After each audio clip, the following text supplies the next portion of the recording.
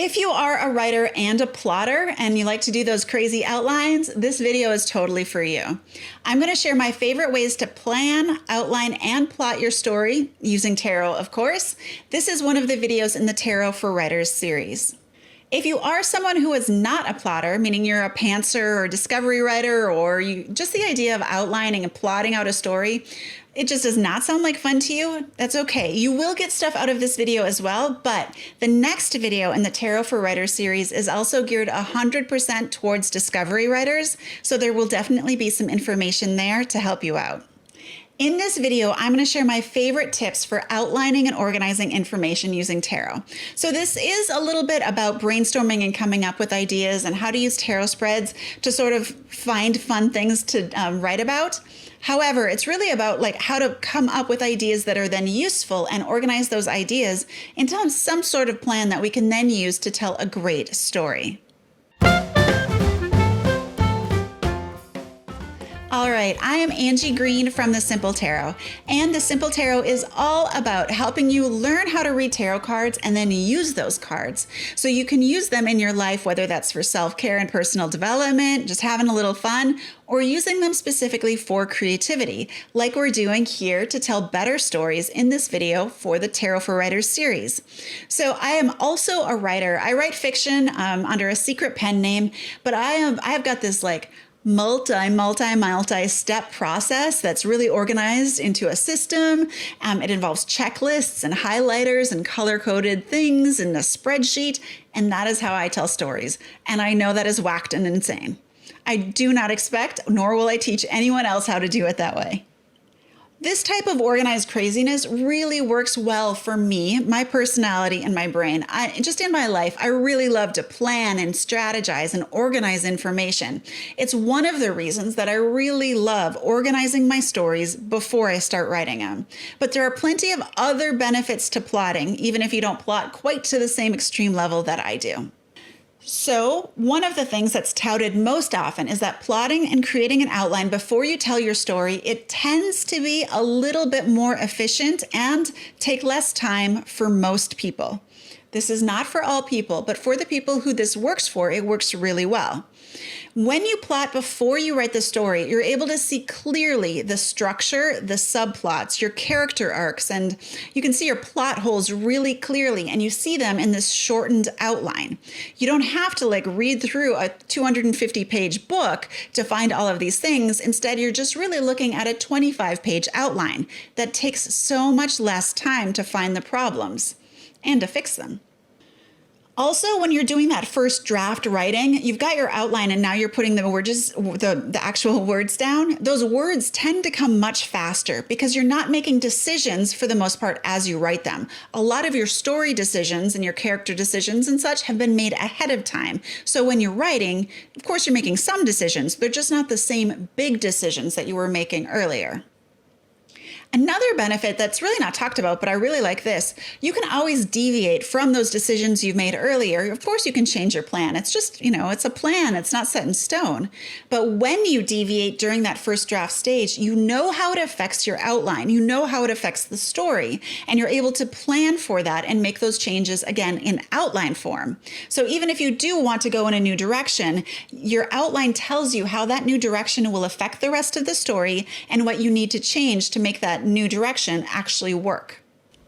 Additionally, for some writers and for some types of stories, it can be really hard to hold it all in your head, especially in genres like mysteries and thrillers, where you've got a lot of clues and motives and alibis and red herrings and all these foreshadowing bits. Or when you're telling a story that has got multiple character point of views. So one chapter is in the point of view of this person and you've got 8 point of views in a story. How do you hold that in your head? I have no idea. I personally can hold none of it in my head. Too much is going on in a story at once. There's character arc, there's plot, there's scenes, there's reactions. There's all of this stuff that I'm trying to think about and get right in that first draft. I just can't my brain doesn't work that way. So instead, I just can't hold it in my head. So I need to get that outline on paper so it gets it out of my head, and then I can start working at it systematically. Also, for some people who are like me, who are really visual and kinetic, and they have a strategic mind, This kind of like planning and prepping and outlining and organizing, it's fun. You don't need to be as extreme as I am to get a lot of benefits out of it. And you don't need to be as extreme as I am to actually have a lot of fun with it. I do want to stress that planning and plotting, it's not the right way. It is just one way of getting your story told, and it might not work for you. It does have its benefits, but it also has some drawbacks too. So the drawbacks for some writers, plotting out the story ahead of time is really sort of the fun part. And then once it's out like in outline form and it's sort of kind of half written, the story is basically told and they don't really feel the need to finish writing it. This is a huge drawback because you can't really publish an outline. It might have the story in it, but it doesn't really have a book in it, if that makes sense. Also, for some writers, planning results in an outline that they feel really rigidly tied to. And even though you might know you can change everything or anything, still your brain grasps a hold of that outline and just will not let go. So it does, for some people, take that creativity out of it, and that idea of changing the outline, it stresses them out, which makes the whole process of writing much less fun, which is, of course, we don't want that. And there are, for many people, many people who consider themselves to be writers, the writing part is actually the most fun part. So your brain needs to wander and write and play. And the idea of getting an outline first, it just doesn't make sense to you as a writer. Well, there are writers like me who actually dislike the writing part of writing, or at least dislike the first draft writing part of writing. But for those of you who are really enjoying that sort of creative exploration that happens when you write, you probably won't enjoy the plotting, planning, and organizing part. It's all dependent on your personality and your individual strengths. And I do have to say, this whole plotter versus discovery writer thing, it is not an either or thing. It is totally a continuum. And I will admit, I am really far on the plotter side, almost at the end. I am sure there are people on the discovery writer side who are way out there, but most writers are going to fall in the center of this continuum. And I have to say also that you are going to move on your continuum spot a little bit, depending on the project you're using or whatever you're working on, and your experience as a writer. Writers are endlessly, constantly curious people, and we are always looking for new and easier, faster, better ways to do things. So some stories we will plot more, and some stories we'll just write, and it's all good.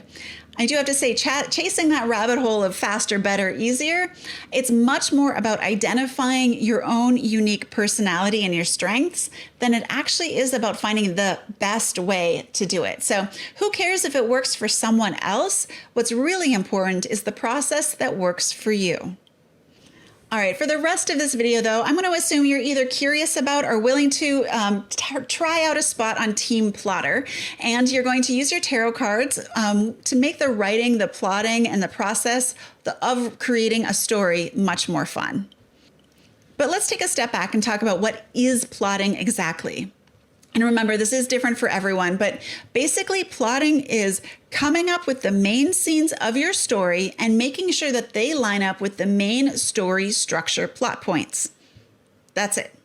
So you have to identify what your main story structure is.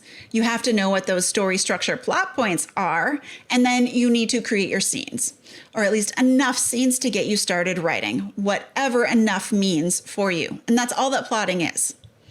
The plot of a story is really just a sequence of events. So as an event happens, which causes another event to happen, which causes yet another event to happen for the entirety of your story. That's your plot. And of course, every story has a beginning, a middle, and an end. So we may not tell the story in that time sequential order, but every story does have a beginning, a middle, and end. So this means that there's 5 key points. We have the start, we have the transition from the beginning to the middle, we have the midpoint right in the middle, we have the transition from the middle to the end, and then we have the ending. And this is page 1, first plot point, midpoint, third plot point, and last page. So at its most basic, plotting means coming up with the scenes for each of these 5 plot points. If you know these 5 things, you're ready and off for the races. Most people can write a fantastic story when they just have these 5 things known. And that might be all of the plot and outline that you ever need. However, plotting can get pretty darn extreme, and for extreme plotters like myself, it really does. So it means you could plan out every single scene or even every single story beat in your book before you start the writing process. So there's no right way. Just do what works for you. I will say that when you, if you are getting down to that story beat level, sometimes it is a little difficult to make the jump from story beats into actual writing. Like you just want to keep massaging your story beats forever because that's where you're comfortable. You are going to have to start writing the book at some time. So just make sure you have an end point for the plotting process and when you're ready to move on into the writing. Just like we all have a different writing process, we all have a different plotting process too. So we all start in different ways and we all use different tools. Some people love like colored Post-its that you put up on a wall. Other people use note cards or use Scrivener. Some people go really old school and back to the traditional like Roman numerical outline. Personally, I use a notebook that I Franken created based off of Sarah Cannon's How to Use a Happy Planner as a Plotting Notebook video. And I'll link to that video down in the description because I found it super helpful. Sarah Cannon has a great channel for writers that is all about using pretty stationery and tools to make the process easier. And like Sarah, I use a lot of kinetic tools, which means as much as I love my computer and the digital world, I think best when I'm writing with a physical tool onto paper. So I use this paper notebook as my plotting resource. And then once the information is really set and I know what's going on based on what I've decided in this plotting notebook I use, then I transfer everything into a Google color-coded spreadsheet. That's just making me happy. And I've got all of these widgets and Zapiers to like format it, but whatever. Like I said, I go crazy on this stuff. It is part of my process and I do it because I enjoy it. And I think that's the important thing. You should just only do the things that you enjoy. When you're telling a story, you start with what you know, and then you sort of follow that thread. And through the enjoyment of telling the story, you find ways to tell the story better. So every story is different. And for one story, you may be like super clear on your theme, but not know any of the world or the setting. And in another story, you're like, you know your characters, but you have no idea what they do. Or you know you want to write in a new genre, but you have no idea how to get started. So this is where we're going to start bringing in our tarot cards. Your tarot deck, especially if it's the Rider-Waite-Smith-based tarot deck, one of the many, many, many with 78 cards, it's made for telling stories. You have these 78 cards and each card has a personality or an archetype or some little scenario and scene on it. They're full of little stories. All of these events, either the personalities, the archetypes, the characters, the story events and scenes that are going on in your tarot cards, we can use them to help us tell better stories. So when you are plotting, start with what you know and then beginning using your tarot deck to brainstorm ideas and inspiration. Nothing in this stage is concrete. Everything is just like ideas you're throwing up into the idea cloud.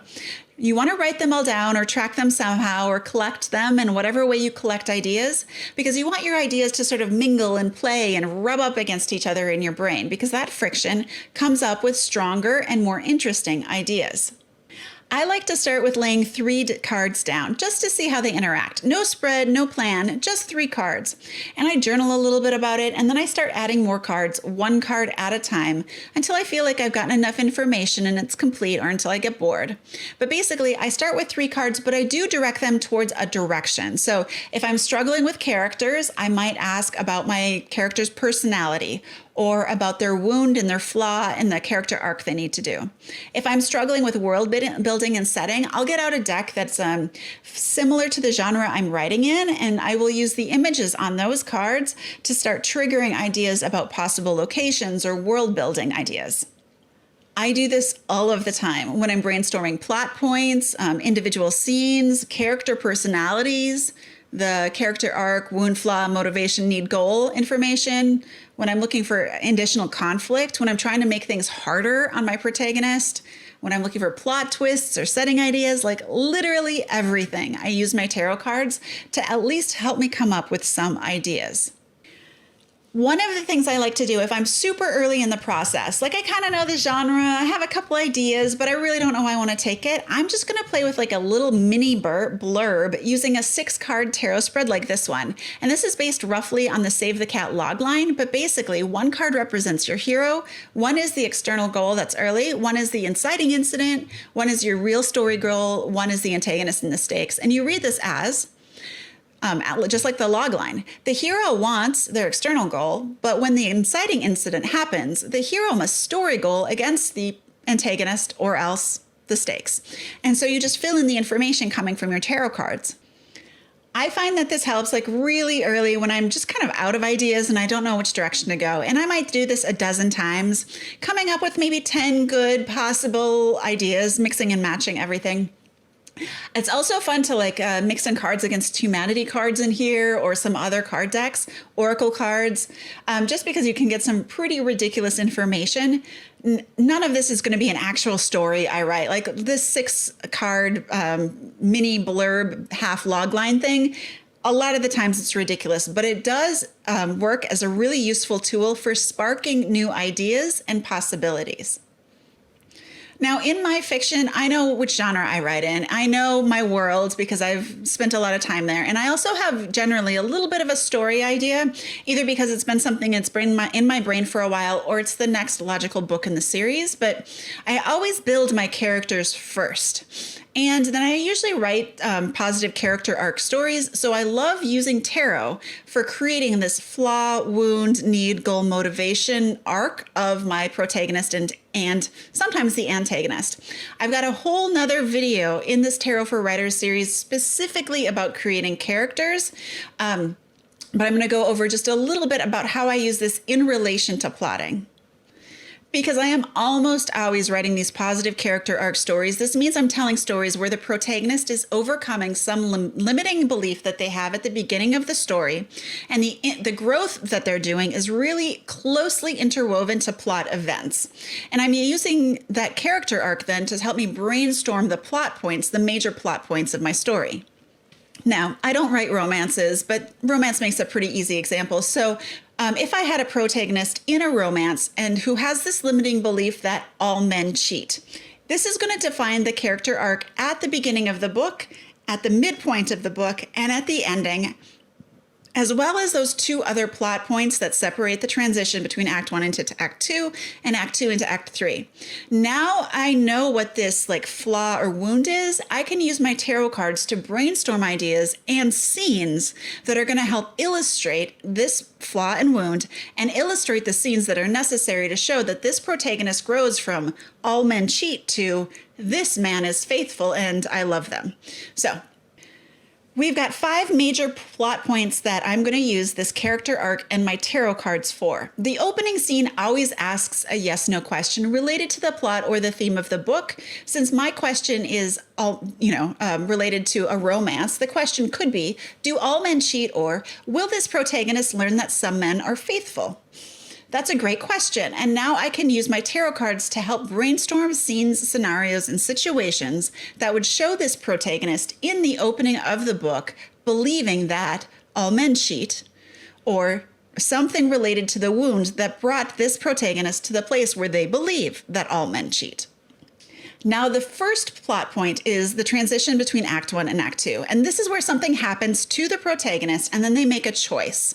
This is a doorway they walk through and they can't go back. So this is often where the meet cute happens or some real interaction happens in a romance. So the protagonist is saying, hey, he's cute and he seems like a good human and he asked me out.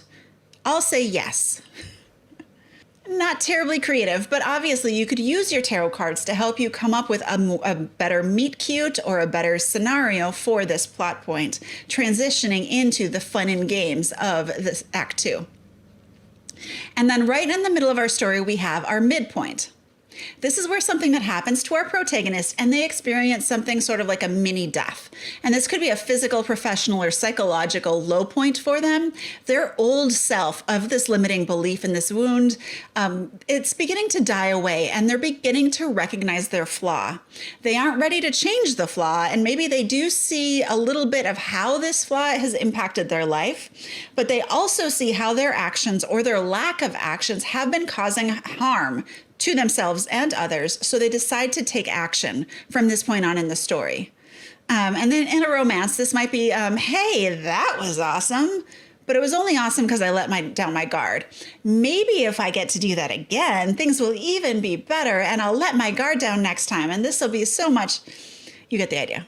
Again, I don't write romances, but you can definitely use your tarot cards to help you with this. Now, your third plot point is the transition between Act 2 and Act 3, and this is where something happens that forces the protagonist to do battle with the antagonist, and they make a choice. This is another doorway that they walk through and they can't go back. So in a romance, the antagonist is usually the other romantic lead. Obviously, in a thriller, it's going to be your big bad, and this is where these types of stories deviate a lot, but this is the doorway where something happens, and in this romance, this is, for example, where the protagonist believes, oh no, I have evidence that shows me he's a liar and a cheat. I just knew it. I'm going to cut him out of my life forever. The evidence may be whack, but they don't know that yet. Anyway, so you can use your tarot cards to help brainstorm some ideas of ways that this evidence could come into the character's life, or why they're believing this false belief. Tarot is just fantastic for brainstorming and coming up with ideas. And finally, your ending answers the question that was asked in the open scene. Do all men cheat? Or will this protagonist change his or her ways throughout the story? Since this is a romance, our protagonist is going to learn that they were wrong about the events at the third plot point, and there's a big chase through the airport and the confession of love. And of course, everyone lives happily ever after. All right. If you've hit all 5 of these plot points and then you tie them to the character's growth or lack of it, you are telling a positive or negative character arc story. You're going to have a story that feels super solid. And honestly, except for a few genre differences about what each major plot point needs to have as far as genre expectations, pretty much any positive character arc story can be told in any genre. The character's growth will stay the same. It's just the details of the genre and expectations of the genre, the tropes, all of that might change. Of course, there is so much more to good writing than just having a strong structural foundation for a story, but it is a really good place to start. And as a plotter and an outliner, you can use your tarot cards to help you brainstorm ideas for each of these plot points. So, for example, maybe that ending doesn't take place in an airport because how cliched. You're going to pull the Knight of Wands instead and go, oh, you know what? I should have this at the pyramids at Giza be a major plot setting. Bam! So much more interesting than your stereotypical airport scene, right? You can do that for individual plot points, but you can also come up with ideas by laying out 5 cards that sort of identify the 5 major plot points for each story you're doing. When I'm brainstorming ideas, I love to do just loose layouts of anywhere between 1 and 5 cards, and then I expand on them, maybe 1 card at a time. I don't use really prescriptive tarot spreads that sort of tell you which position each card in the layout means, but if you choose to do that, you totally can. There are tons of resources on Pinterest, which is my go-to source for finding great tarot spreads that are for writers. So just go to Pinterest and search for tarot spreads for writers, and they're going to have plenty of options for you. But when I'm in this plotting stage and I'm doing research, what I'm doing is I'm asking my tarot cards questions, and then I'm looking for answers. And these are just ideas, not set in stone, but I'm looking for answers that are going to trigger my brain to think in new ways. So some of the questions I like to ask are, what if? Oh, what next? Oh, and then what? Or if X happens, then what if Y also happened? Or what if Z happened instead? I also love looking at the expected tropes in my genre, and I try to flip them. So if the trope is this one thing, what if I did this other thing instead? Using my tarot cards to help me identify possible other things that could happen. That is fantastic for plot twists as well. What does the reader expect to happen based on all of the information they have? And then use your tarot cards to help you brainstorm some ideas for plot twists. And since characters and plot are so closely tied together in a story that has a character arc, I like to ask, what does this character fear the most? How can I make that happen in the story? Because of course I want them brushing up against their fears over and over again. All right, what would make this character's life even worse? And then worse again, and then worse again. And a good one to ask is, how could the antagonist act in a way related to the protagonist flaw, wound, or external goal? So you're really hitting that protagonist where it hurts, but using your tarot cards to identify the best ways to attack them. The ways I cover in this video are just a few of the many ways you can use tarot to help brainstorm plot ideas for your novel. But of course, writing a book is so much more than creating a beautiful outline or even just putting words down on page. For a much more in-depth look, particularly at story structure and using tarot for all aspects of planning, plotting, and writing your book, take a look at the Tarot for Writers course from the Simple Tarot. And of course, I'll drop that link in the description so you can go definitely check out more. You can also check it out through that link down here on the bottom. And if you want to help identifying your own unique process for story creation, meaning like going from a very beginning inspiration idea all the way to published and shared finished manuscript, check out this next video right here, which goes into planning an excellent story or book, and then using tarot, of course, throughout every stage of that creative cycle. All right, I'll see you there, or I'll see you there.